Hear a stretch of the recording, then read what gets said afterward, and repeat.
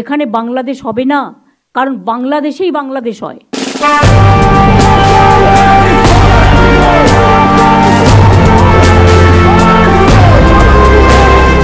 টানা আর্জিকর আন্দোলনের ধাক্কায় মুখ্যমন্ত্রীর মুখে কেন বাংলাদেশের কথা? মমতা বন্দ্যোপাধ্যায় কি তাহলে মনে মনে এপার বাংলায় বদলের আশঙ্কা করছেন? নবান্নের বৈঠকে আচমকা তিনি প্রবাসী বাঙালিদের দিকে তীর দাগেন। আর্জিকরের প্রতিবাদে সারা বিশ্ব জুড়ে যে ঝড় উঠেছে তাকে কি ভয় পাচ্ছেন তৃণমূল কংগ্রেস নেত্রী? তাই কি বলছেন বাংলার বদনাম করা হচ্ছে, এখানে বাংলাদেশ হবে না?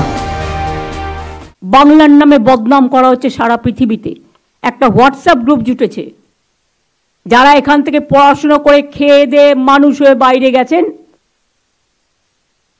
তারা গিয়ে বাংলার বদনাম করছে একতরফা, ওয়ান সাইডেড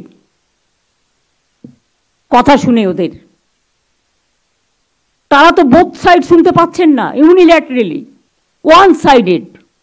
তাদের বোঝা উচিত বাংলাদেশের পরে আপনারা এই সুযোগটা নিচ্ছেন। তো বাংলাদেশ আলাদা রাষ্ট্র, আমরা তাদের ভালোবাসি, সম্মান করি, তাদের ভাষাকে সম্মান করি। ইন্ডিয়া আলাদা রাষ্ট্র। এই দুটো আপনারা কিন্তু মাথায় রাখতে ভুলে গেছেন। এখানে বাংলাদেশ হবে না, কারণ বাংলাদেশেই বাংলাদেশ হয়। বাংলাদেশটা আসল একটা অন্য রাষ্ট্র, তাদের আমরা সম্মান করি, ভালোবাসি। আমরা একই ভাষায় কথা বলি। আজকে বাংলা ভাষায় কথা বলে বলে উড়িষ্যা থেকে সব প্রবাসীদের আপনারা মেরে তাড়িয়ে দিচ্ছেন।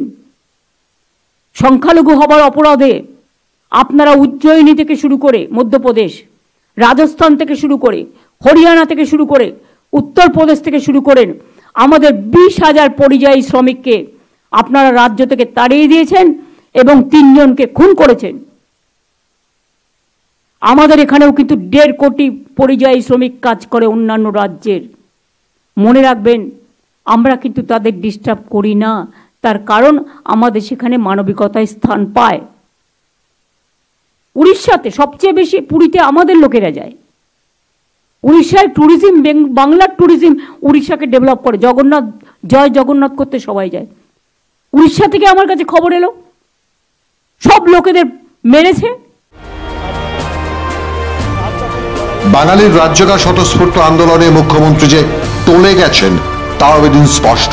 তাই মুখ্যমন্ত্রীকে বলতে শোনা গেছে, রাতে মাইক বাজানো বেআইনি, অনেকের অসুবিধা হয়।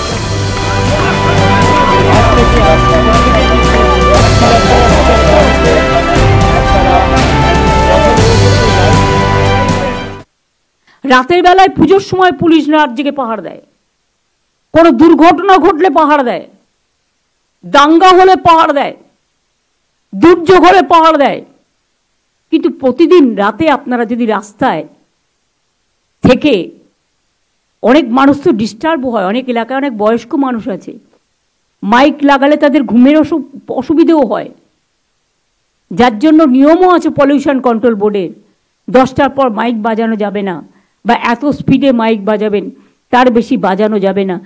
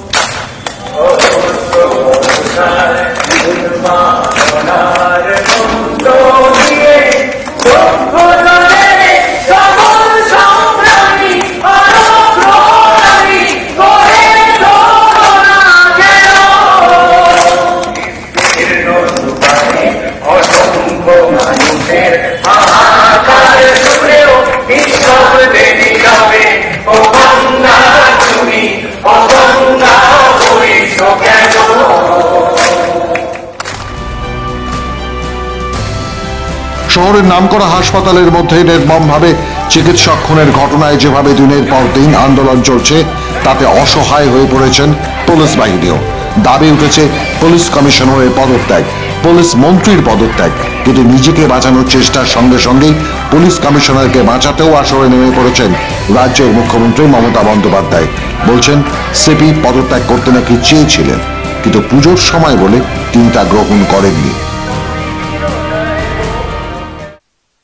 কলকাতা পুলিশ কমিশনার আমার কাছে নিজে এসছে অনেকবার পদত্যাগ করার জন্য, গত 7 দিন আগে।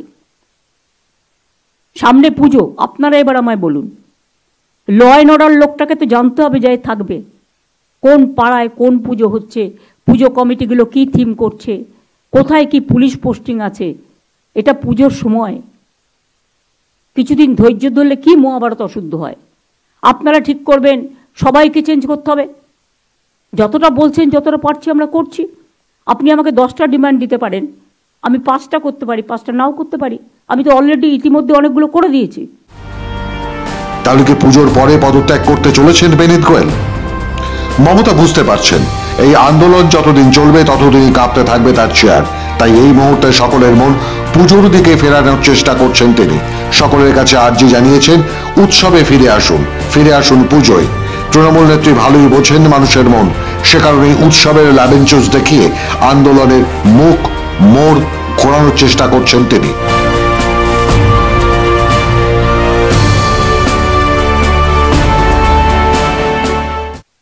এক মাস তো হয়ে গেল, আজকে 9 তারিখ, 1 মাস 1 দিন, 31শে মাস গেছে। আমি অনুরোধ করব পুজোতে ফিরে আসুন, উৎসবে ফিরে আসুন, আর সিবিআইকে বলবো তাড়াতাড়ি বিচারের ব্যবস্থা করুন। সূত্রের খবর, এর মধ্যে বহু ক্লাবকে তিনি নির্দেশ দিয়েছেন পুজো ঘিরে উৎসবের মেজাজ তৈরি করতে, মেলার আয়োজন করতে, যাতে মহালয়ার আগেই রাজ্যে বেশ পুজোর রেশ ধরা পড়ে, চাপা পড়ে যায় আন্দোলনের মেজাজ। কিন্তু এভাবে কি তিনি বাঙালির মন ঘোরাতে পারবেন আন্দোলনকারীদের দমিয়ে রাখতে? তার দলের সদ্য পদত্যাগী সাংসদই তো বলেছেন তিনি তার জীবনে এমন আন্দোলন এর আগে কখনো দেখেননি। আসলে রাজ্যের মানুষ জেগে উঠেছে, সরকারের দুর্নীতি দেখতে দেখতে অতিষ্ঠ হয়ে উঠেছে সবাই। মুখে মুখে ফিরছে বিচারের কথা, পরিস্থিতি বদলের কথা। আর সেসব খবর কানে আসতেই মুখ্যমন্ত্রীর মনে ভেসে উঠছে বাংলাদেশ। সে কারণে কি তিনি বলছেন এখানে বাংলাদেশ হবে না? এ ব্যাপারে আপনাদের কি মত লিখে জানান আমাদের। মাধ্যম ব্যুরো রিপোর্ট।